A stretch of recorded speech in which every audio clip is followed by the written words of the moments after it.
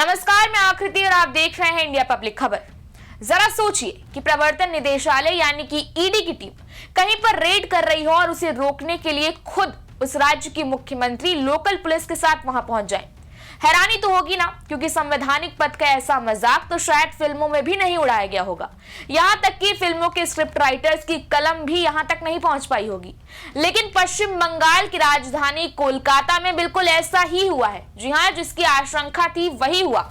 कोलकाता में ईडी और दीदी आपस में भिड़ गए।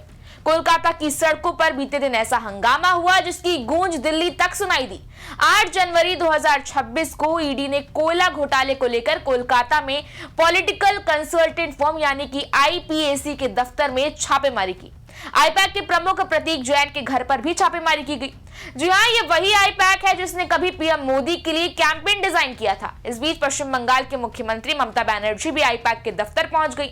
यहाँ बता दें कि आईपैक ममता की पार्टी तृणमूल कांग्रेस यानी कि टीएमसी के लिए फिलहाल काम करती है। ईडी की रेड के दौरान ममता बनर्जी आईपीएसी के दफ्तर से फाइल लेकर बाहर आ गई। उन्होंने कहा, क्या ईडी और गृह मंत्री का काम पार्टी की हार्ड डिस्क और मतदाताओं की सूची जब्त करना है? ये सब गृह मंत्री के इशारे पर हो रहा है। ममता ने कहा, ईडी मेरी पार्टी के सभी दस्तावेज उठाकर ले जा रही है। अगर मैं भाजपा के पार्टी कार्यालय पर छापा डालूं तो क्या होगा? वो पश्चिम बंगाल में एसआईआर के जरिए मतदाताओं के नाम हटा रहे हैं। चुनाव के नाम पर वो मेरी पार्टी से जुड़ी सारी जानकारी इकट्ठा कर रहे हैं। दरअसल बंगाल की राजधानी कोलकाता कल एक ड्रामा स्टेज में बदल गई थी, जहां एक तरफ थी रेड कर रही ईडी की टीम्स तो दूसरी तरफ टीएमसी की सर्वा और सूबे की मुखिया ममता बनर्जी डायरेक्ट कन्फ्रंटेशन करते हुए। पूरे दिन सियासी पारा चढ़ा रहा और अब ये सारा बवाल तब हो रहा था जब पश्चिम बंगाल के विधानसभा चुनाव सिर पर आ गए हैं। अब देखिए, क्रोनोलॉजी कुछ ऐसी है कि ईडी ने कोलकाता और विधाननगर में कई जगहों पर छापेमारी की। हालांकि मेन टारगेट रहा इंडियन पॉलिटिकल एक्शन कमेटी यानी कि आईपैक का सॉल्ट लेक वाला दफ्तर और आईपैक के डायरेक्टर प्रतीक जैन का सेंट्रल कोलकाता वाला घर। बहरहाल अब ये पूरा प्रकरण राज्य बनाम केंद्र की लड़ाई के साथ साथ अदालत की चौखट तक पहुंच गया है। ईडी ने कलकत्ता हाईकोर्ट में याचिका दाखिल कर आरोप लगाया है कि साल 2020 के कथित कोयला चोरी घोटाले से जुड़े मनी लॉन्ड्रिंग मामले की जांच के दौरान उसके अधिकारियों को बाधा का सामना करना पड़ा। जांच एजेंसी ने दावा किया है कि जब आईपैक के सॉल्ट लेक स्थित ऑफिस और लाउडन स्ट्रीट पर प्रतीक जैन के आवास पर छापेमारी शांतिपूर्वक और पेशेवर तरीके से चल रही थी, तभी मुख्यमंत्री ममता बनर्जी वरिष्ठ पुलिस अधिकारियों के साथ वहां पहुंची। ईडी के अनुसार मुख्यमंत्री ने न सिर्फ तलाशी प्रक्रिया में दखल दिया बल्कि अहम दस्तावेज और इलेक्ट्रॉनिक डिवाइसेस भी वहां से हटा ली।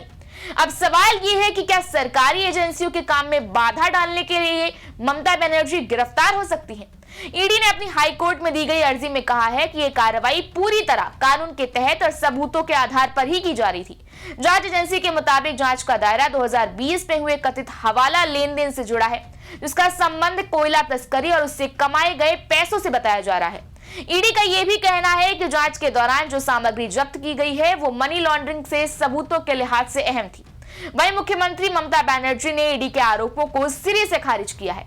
उनका कहना है कि यह छापेमारी केंद्र सरकार के इशारे पर की गई राजनीतिक कार्रवाई, जिसका मकसद चुनाव से पहले टीएमसी से जुड़े संवेदनशील दस्तावेज हासिल करना था। ममता बनर्जी ने दावा किया कि ईडी उनकी पार्टी के आईटी सेल और चुनावी रणनीति से जुड़े कागजात और हार्ड डिस्क जब्त कर रही थी, जिनकी किसी भी वित्तीय जांच से कोई संबंध नहीं है। उन्होंने कहा कि वो ऐसे दस्तावेजों को बचाने के लिए ही वहां गई थी और ये पूरा विवाद उस वक्त और गर्मा गया जब मुख्यमंत्री दोपहर करीब 12 बजे प्रतीक जैन के घर पहुंची। उनके साथ बाद में कोलकाता पुलिस कमिश्नर मनोज वर्मा भी मौके पर पहुंचे। ममता बनर्जी करीब 20 से 25 मिनट तक अंदर रहीं और बाहर निकलते समय उनके हाथ में एक हरे रंग का फोल्डर था। यही नहीं, उन्होंने मीडिया के सामने ईडी अधिकारियों पर हद पार करने का आरोप लगाया और कहा कि वो अपनी पार्टी के चुनावी दस्तावेज वापस ले आई हैं। उधर इस पूरे मामले को लेकर जहां बंगाल के सियासी बिसात पर ईडी वर्सेस ईडी की लड़ाई चल रही है, तो वहीं अब राजनीतिक दलों ने भी इसमें सियासी तड़का लगाना शुरू कर दिया है। ममता बनर्जी पर बीजेपी के नेता शुभेंदु अधिकारी का बयान सामने आया है। उन्होंने ममता पर केंद्रीय एजेंसी के कामों में रुकावट डालने के आरोप लगाए हैं। उन्होंने कहा, ममता बनर्जी संविधान का उल्लंघन कर रही हैं, वो केंद्रीय एजेंसियों के कामों में दखल दे रही हैं। सीएम ममता के घर छापा पड़ा तो 100 करोड़ रुपए मिलेंगे। वहीं टीएमसी नेता अभिषेक बनर्जी ने भी एक्स पर पोस्ट कर कहा है, लोकतंत्र को सजा दी जा रही है, अपराधियों को इनाम मिल रहा है, जांच एजेंसियों को हथियार बनाया जा रहा है, चुनावों में हेरफेर किया जा रहा है, प्रदर्शन करने वालों को जेल भेजा जा रहा है, रेपिस्ट को जमानत दी जा रही है। यही बीजेपी की न्यू इंडिया है। अगर देश के बाकी हिस्सों को झुकने के लिए मजबूर किया जाए तो भी बंगाल विरोध करेगा। हम पूरी ताकत से लड़ेंगे और आपको हराएंगे, चाहे आप कितना भी बल प्रयोग कर ले। उधर भाजपा सांसद संजय जायसवाल ने कहा, जिस प्रकार रावण के प्राण नाभि में थे, वैसे ही ममता बनर्जी के प्राण कोयला माफियाओं और मानव तस्करी करने वालों में बसे हैं। यही कारण है कि एक व्यक्ति के घर पर रेड पड़ती है और वहां मुख्यमंत्री स्वयं जाती हैं और वहां से कागज चोरी करती हैं। आईपीएसी शुरुआत से ही बहुत ही विवादास्पद कंपनी रही है।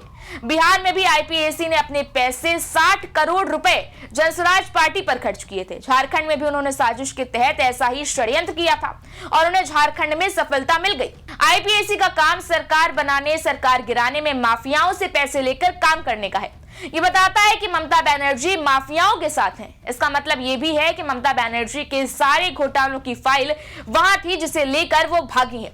लेकिन इन तमाम सारे दावों, आरोपों और दलीलों से इतर अहम सवाल ये है कि इस ग्रीन वाली बंगाल फाइल में किसकी कहानी हिट है, हीरो कौन है और विलन कौन है, और आखिर इस हरी वाली फाइल में है क्या। खैर, फिलहाल तो इस मामले में ईडी की स्थिति काफी मजबूत दिख रही है। जानकारों का कहना है कि ईडी को पीएमएलए की धारा 67 के तहत व्यापक अधिकार मिले हुए हैं, जिसके तहत जांच के दौरान दस्तावेज और इलेक्ट्रॉनिक उपकरण जब्त किए जा सकते हैं। जब तक राज्य पुलिस ये साबित नहीं कर देती कि ईडी अधिकारियों ने निजी लाभ के लिए कार्रवाई की या जानबूझकर कानून का उल्लंघन किया, तब तक उनके खिलाफ आपराधिक कार्रवाई टिक पाना मुश्किल है। सुप्रीम कोर्ट के वकील प्रणव सिंह की माने तो मुख्यमंत्री होने के नाते ममता बनर्जी को जांच से कोई संवैधानिक छूट या इम्यूनिटी नहीं मिलती।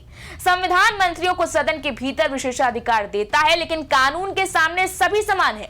उन्होंने कहा कि अगर ईडी ये साबित कर दे कि मुख्यमंत्री ने जांच में बाधा डालते हुए अहम सबूत हटाए हैं, तो उनके खिलाफ भी सख्त कानूनी कार्रवाई संभव है। दिल्ली के पूर्व मुख्यमंत्री अरविंद केजरीवाल और पूर्व मुख्यमंत्री मनीष सिसोदिया के मामलों को इसके उदाहरण के तौर पर भी देखा जा रहा है। लेकिन ममता दीदी है कि कुछ मानने को तैयार ही नहीं। ममता बनर्जी ने बंगाल में आज ईडी की इस कार्रवाई के खिलाफ राज्यव्यापी मोर्चा भी खोल दिया है। अलग अलग इलाकों में प्रदर्शन हो रहे हैं। ईडी की इस कार्रवाई का जमकर विरोध हो रहा है। यानी कुल मिलाकर बात सिर्फ इतनी है कि जो कुछ ममता बनर्जी ने बीते दिन किया वो सही है या गलत, ममता दीदी गुनहगार है या नहीं, उनके खिलाफ एक्शन होगा या नहीं, ये सब तो फिलहाल कोर्ट को ही तय करना है। लेकिन कहीं ना कहीं 2026 वाले सत्ता के इस खेल में ममता दीदी का बंगाल फाइल्स वाला खेला शुरू हो चुका है। इस बारे में आपकी क्या राय, आप हमें कमेंट सेक्शन में जरूर बताएं। वीडियो को लाइक करें, शेयर करें और चैनल को सब्सक्राइब करें। शुक्रिया।